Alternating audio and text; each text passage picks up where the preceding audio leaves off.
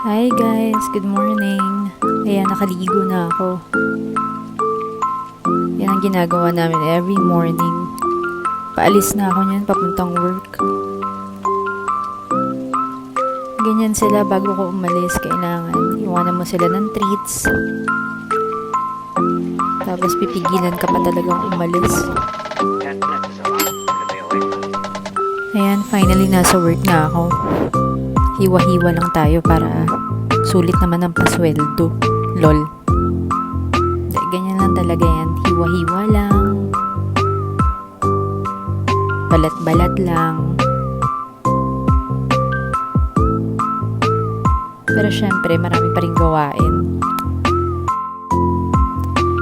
Usually, kailangan nagpe-prep ka na before yung opening mismo ng store. Kasi pag dumating ang guest, patay, hindi mo na magagawa yung mga backup mo. So, kailangan walang sayang na oras. Ang hirap kaya maghabol. Madami-dami pa yan. Kasi kailangan mo siya i-juice para gawing dressing. Tapos, pang-garnish na rin. So, ayan, busy-busy. Kakabalat, balat. Ilan lang yan sa mga sobrang minimal na pwede mong magawa.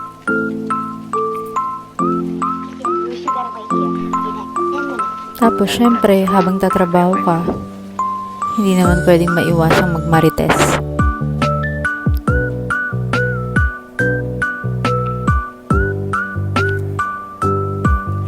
Ayan, may sumisilip pa. Tinitignan niya kung ano ginagawa ko dyan.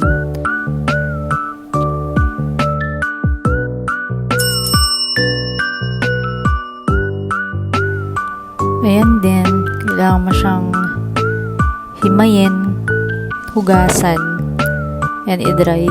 Kasi gagamitin mo siyang garnish. Isa pa to. Sobrang kailangan mo siyang ilinisan and dry. Kasi ang hirap niyang i-grill. So, ayan, nakauwi na ako. Nakakapagod sa trabaho. Tapos, may aso dito. Ayaw tumigil talaga. Ayaw paawat kumain. Simot na simot. Busog na yan. Dinadayat na nga mga yan kasi sobrang takaw. Once a day lang naman kasi sila kumain kasi yun naman talaga dapat for dogs, lalo na sa mga adults. And sanay na sila sa ganun. Ayan, busog sila, nakahilata. Mga ayaw pa storbo. O yan pa, isa pa yan, pasaway.